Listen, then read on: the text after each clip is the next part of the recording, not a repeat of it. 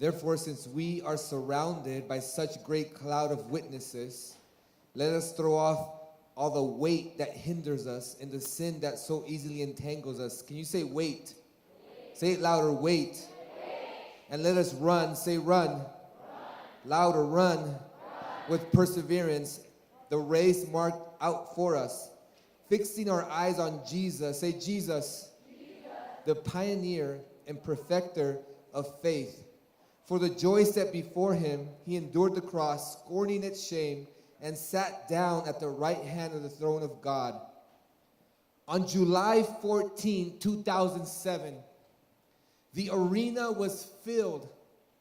Every seat was sold out. Everybody had arrived to see one man. See, there was one man that was up and coming in the boxing world, and he was a good friend of mine. His name is Antonio Orozco. We were all there to see him face his strongest opponent yet, a man nicknamed the Anesthesiast because he hit so hard he would knock people out. This man was so feared in the boxing world that they threw him to Antonio Orozco, and that day, my friend Antonio was going to put his record on the line of 20 wins with 0 losses.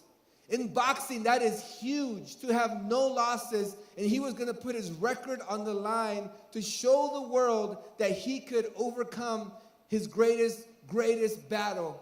And here we were. The arena was electric. People were going crazy. The energy was insane. And as the two opponents came out of the locker room and came forward, they entered the ring. And inside the ring, once they walked in, the arena went wild. Can you guys make some noise? Everybody was cheering. One man in this corner, the other man in the other corner, and the bell rang. We got a bell.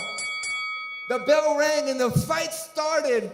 And here they were, the two men facing each other, boxing, going at it, punch after punch. And as the seconds went by, my friend Antonio Orozco was dominating the round. He was winning this fight. And out of nowhere, in the middle of the ring, his opponent, the Anesthesiast, hit him with the left hook that he never saw coming.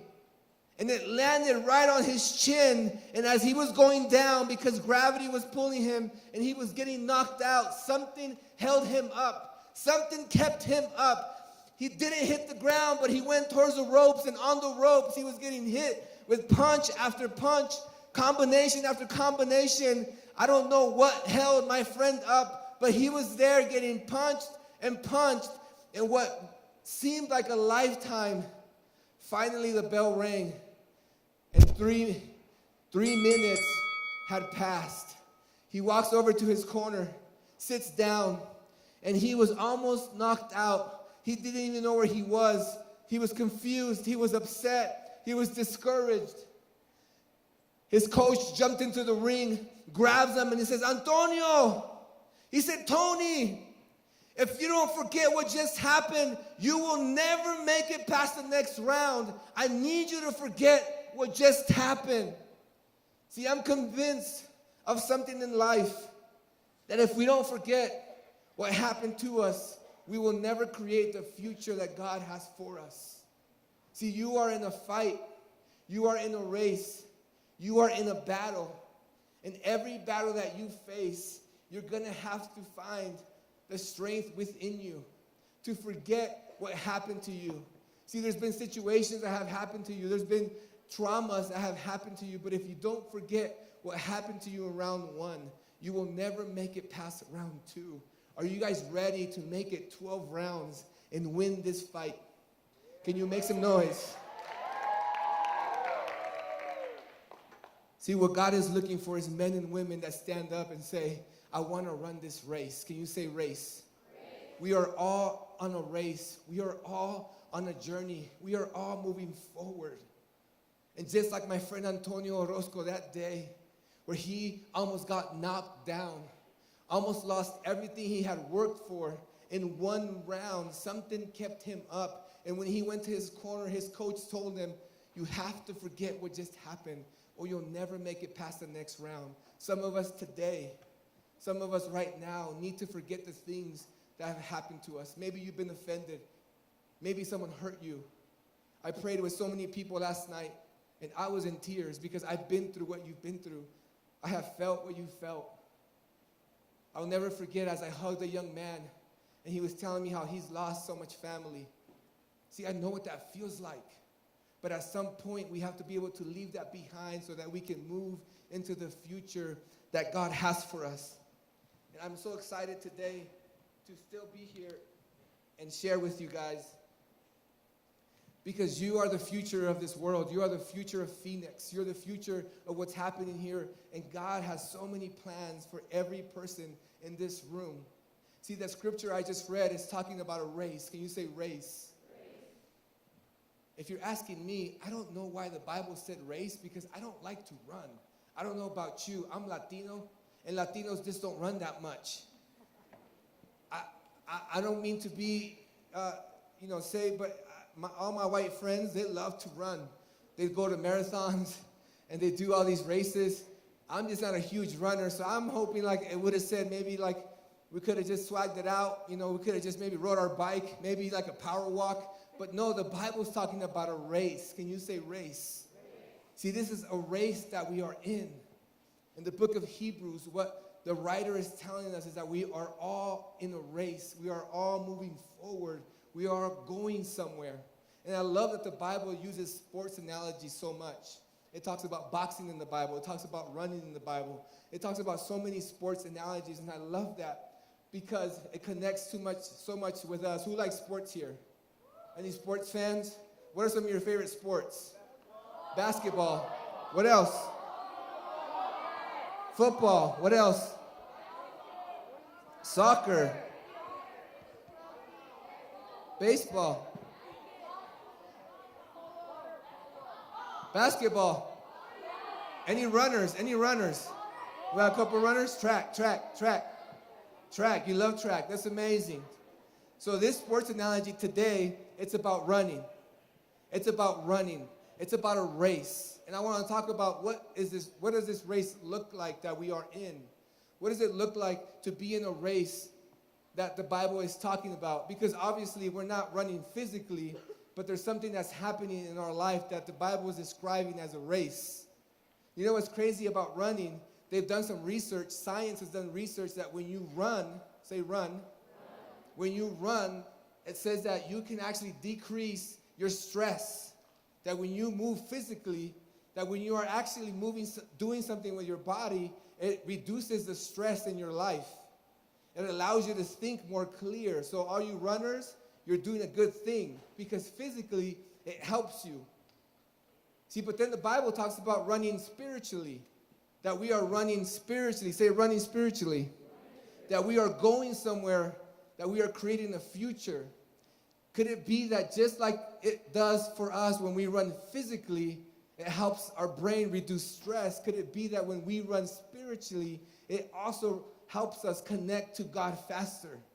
That when we are running towards God, say towards God, when you are running towards Him, that you can actually clear your heart, clear your mind, and be able to connect with Him at a different level. Has this camp been amazing? Can you make some noise? See, this camp is part of the race. This camp is part of the movement that you are doing, part of the race that you are running, that you can actually hear God. You can actually see God. Who has had experiences here at this camp where you just know that God is speaking to you? That you know that something's happening to you. That you know that there's just something different. Because this is the race that the Bible's talking about. That there's a spiritual connection when we run towards God. So I want to break it down and give you 3 points. Say 3. I'm going to give you 3 points because 3 is a good number. And you can take those home and use these as you remember and as you think about the things that we talked about. Because I want you to put these into practice. It says, therefore we are surrounded by such a great cloud of witnesses or spectators. Let us throw off everything that hinders us and let aside everything that weighs us down. Can you say wait? It says, take everything away from you that weighs you down. What are some things that weigh you down when you're running? When you run, what do you want to wear? You want to wear something heavy or you want to wear something light? Light. Do you run with a backpack? Not really. Do you run with weights on your legs? Not really. So what it's saying is take away all the weight that is on you and run. And it also says, and the sin, say sin, that so easily entangles you. See, it says lay aside the weight. And then it says lay aside the sin. These are two separate things. We could be here all night talking about our sin and our problems, but I'm not going to talk about that because you know the sin and the problems in your life that you got to take care of. But what is the weight? What is it that the Bible is talking about when it says weight? See, the weight are the distractions in our life. The distractions that take us out of focus from the things that we need to do. Who here has distractions in your life? Raise your hand. What are some things that might distract you in your life? Friends, Facebook. Yes, Facebook. Snapchat. What are some distractions? Just social media in general. Boys. Video games. Women. A lot of distractions, right? We have so many things that distract us. So number one, for you to run this race, I want you to say focus. So number one is going to be focus. Get rid of the distractions, right? Our good friend Gabriel Rosado said that there's things in our life that we got to get rid of. What are the distractions in your lives? Say distraction. And say focus. Find focus so that you can run this race. What is it that you need to lay aside? See, when you run, you want to be light. When you run, you want to be aerodynamic. Say aerodynamic. Is a box aerodynamic? A box is not aerodynamic, right? It's a big square. What is aerodynamic? An example. A scooter. How about an airplane? How about a rocket, right? These are aerodynamic shapes that break through the wind. You want to be so light that you're breaking through the wind, but when you're heavy and you're boxy, you can't break through the wind. And so what it's saying is that you have to get rid of all the drag in your life, all the stuff that is weighing you down. What are the distractions? We got to find focus. So number one is focus. See, God wants to take you to places that you never imagined. God wants to take you to places that you can never go by yourself, but he can't take you when you have all the baggage in your life. There is so much stuff that you're carrying that God can't take you. Who wants to get rid of some of that baggage tonight? Who wants to get rid of some of the things in your life that you need to let go of? Who wants to get rid of the things in your life that you know you shouldn't be carrying? What are those things that you have to let go of? Say focus again. Focus. When you don't focus, what ends up happening is that distractions will kill and destroy your future in slow motion. A distraction is just killing your future in slow motion. Because before you know it, you will be 60 years old wondering what happened with my life. Who wants to be 60 wondering what happened with their life? Nobody. And so the more that you focus, the more that you can pay attention, the more that you are ready to run and head towards the future, the less you have to worry about being a certain age and not having done anything in your life. So we need to focus. Say it again, focus. I want to get it in your head, focus.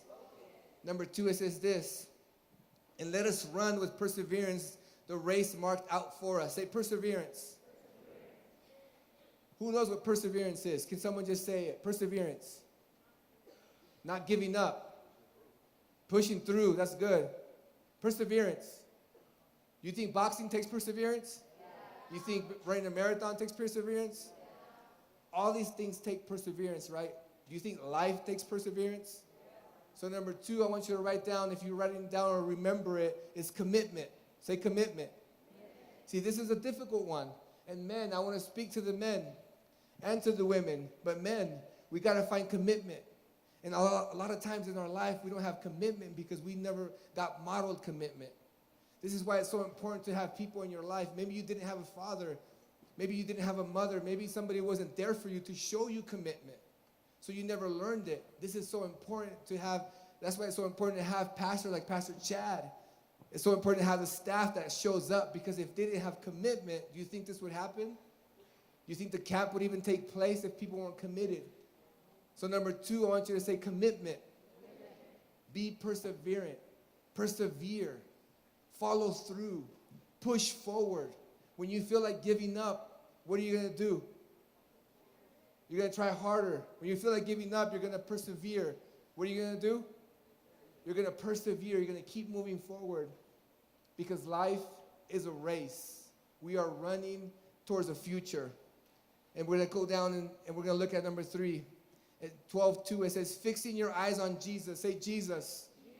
The author and perfecter of faith, who for the joy set before him endured the cross.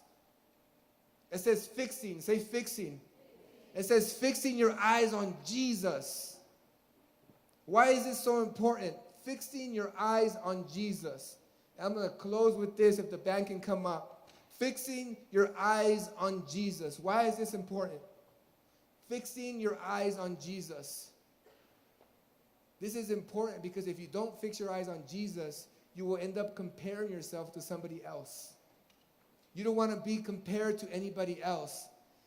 And we live in a time with social media, everybody compares themselves, right? You look at somebody and you go, why do they have 50 followers and I only have 20? Right? You look at someone's Instagram, you say, look at all their pictures and look at my pictures. And you start comparing. And when you compare, what it'll do, it'll eat you from the inside out. You start comparing yourself. Why is he a better baller? Why is she prettier? Why does she have more friends? Why is she so popular in school? Right? And you start comparing. These are real things. I remember when I was in high school, I had so much hairspray in my hair because I wanted to be perfect. Right? I think I bought the whole hairspray company out of business because all I wore was hairspray. That's why I'm losing my hair now. And so you need to, what was number 1? You got to focus. Number 2, persevere, stay committed. Number 3 is going to be fixing your eyes on Jesus. Number 3 is fixing your eyes on Jesus. Say Jesus with me. Jesus. Everything you do needs to be focused on Jesus. When you focus on Jesus, you will stop comparing yourself to other people. You don't want to live your life comparing yourself to the people around you. You want to be able to be yourself because God created you uniquely. You are one of a kind. Say one of a kind. Say I'm one of a kind. You are so unique that God handcrafted you with his own hand and made you who you are. Made you with blue eyes, with brown eyes, made you gifted, gave you so much inside of your life so that you could be you. So don't you ever compare yourself to anybody else. You fix your eyes on Jesus. And when you feel like you're comparing yourself, when you feel like you're comparing yourself to somebody else, what I want you to do is just bring it back to Jesus and say, God, help me focus on you. I want to be able to focus on you because you are the one that I want to compare my life to. Because when you compare your life to other people, what ends up happening is that you will cloud the calling upon your life. Is there anybody here that wants to serve God in their life? Anybody here that wants to give everything that they are to Jesus? Anybody here feel like they're called to serve? Anybody here feel like there is something deeper in their life that just wants more of God? If that's you, you have to be able to always remember to focus on Jesus, because if you don't, it'll cloud what God wants to do in your life. I want to pray for you. I want to encourage you. And tonight, I know they say it's the closing night, but it never closes because you're going to take it home. Everything that you've experienced, everything that's been happening in your life, you're going to take it home with you. It doesn't stay here. I love what Pastor Chad said. Maybe your circumstances back home aren't going to change very much, but you can change. Say, I can change. Say it with me. I can change. Say it again. I can change. Say it like you believe it. I can change. You can make the difference in your home. You can make the difference in your school. You're not too young. You're not too young. You have it in you. You have it in you to change your whole city. If one person, 2 people, 1 girl 3 girls, 4 boys want to change the world, you could do it. We have more than enough potential in this room to change the whole planet. So we're going to focus, right? What else are we going to do? We're going to persevere. We're going to stay committed. We're going to stay the course. And this commitment part is so important, because I'm going to tell you right now, the percentages and the statistics show that some of you will not make it. Some of you will not stay the course. That is just the truth of what's going to happen. But if you can remember these things, that even when you feel like you've fallen away, everything you've been taught, everything Pastor Chad has poured into you is going to come back like a flood. At the moment that you want to walk away, the moment that you feel like it's not happening for you, the moment that you feel like home is too hard, because it's going to happen. There's going to come a time where you just can't push forward anymore. And you're going to want to give up. But everything that's been taught to you, everything that you've learned is going to come back. And I want you to stick close to these principles, stick close to what God is telling you. I know that this camp has changed so many people's lives already. And honestly, you've changed my life. Everything's changed for me.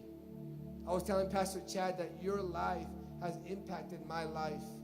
I text dozens and dozens of my friends saying, there's so much need in the world. There's so much pain in the world. And you know what's so crazy? That with all that pain and with all the brokenness that you have, you can actually heal people. That you can use what you've been through to heal other people, because you understand those people.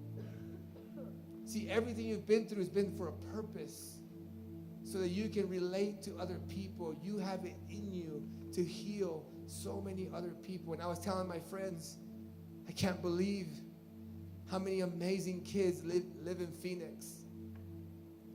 I want to take them all home. I want to take you all to my house. I actually invited someone that I met earlier. He's 18, and he's like, wants to come to LA, and he just seems like an amazing man. And to me, there's so much potential in your guys' lives that I can't wait to hear the stories that are going to come out of this room.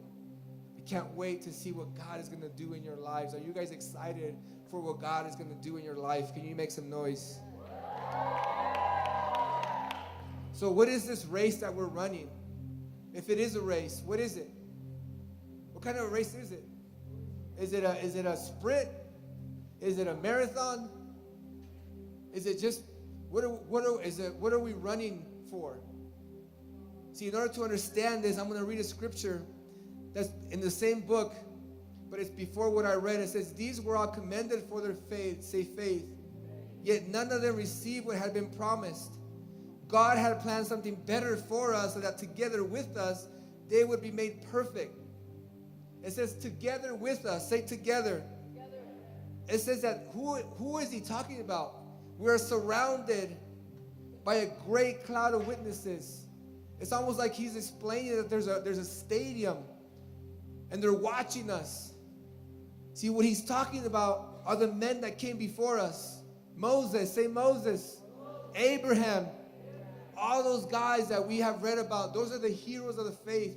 They are looking down on you, looking down from upon heaven, saying, we need you guys to run the race. We need you to keep on running, because this is not a marathon. This is not a sprint. See, a sprint, you run alone. It's you get the glory. It's all about you. And in the marathon, I don't even know why people run marathons. They're too long. See, but what I believe, what I'm convinced of, is that this race is a relay race. The baton has been passed to you, and you're going to run your part, and then you're going to pass the baton to the next generation. This is the gospel. This is what Jesus did. This is what the heroes of the faith did. They were saying, we are watching you, and we need you to run. Can you say run? Because this is a relay race. The baton has been passed to you. Are you ready to run? Are you ready to leave that weight behind you? Are you ready to focus? Are you ready to do the things in your life that you need to do? What are the weights in your life? Some of us talked about it. You know what's so crazy about your phone? That it says that we spend 5 hours a day on our phone. That is 1,800 hours a year. That is crazy time. You know how much you could do with that time? But we are so distracted. And then we have no commitment. But tonight we're going to be committed. Who wants to have commitment in their life? Who wants to be a generation that stays committed, stays the course? And then who wants to just focus on Jesus? Just keep your eyes on Jesus, that when hard times come, when trials come, when difficulty comes, when temptations come, when comparison comes, who are you going to focus on? Say it louder. Who are you going to focus on? On Jesus. I want you to stand up. We're going to worship together. We're going to worship this song. We're going to sing this song together. Because I want us to be able to focus. I want us to be able to have commitment. See, the greatest calling on our life is to be able to share the gospel of Jesus. There's another man that ran his race, and his name is Jesus. He ran a race that nobody else could run. That race led him right to the cross. But the beautiful thing about Jesus is that when he ran that race and he went towards the cross, that cross couldn't keep him down. Death couldn't keep him down. He kept running his race, and he's running that race till today. And he's here today. He's with us right now. Jesus went to the cross, went to the grave, and he resurrected. See, Jesus, he's here tonight. Do you want to run this race with him? Do you want to run this race with God? If you want to run this race, but you feel like maybe there's too much weight, maybe you feel like there's just too much on your life, maybe you feel like, I don't know if I could do this by myself, I don't know if I could run this by myself. If you're here and you want to run this race, I want you to just take the first step and just run forward, and we're going to worship together. Just take that step and say, I want to run this race. I want to let go of the things in my life. I want to be able to focus. I want to be able to keep my eyes on Jesus.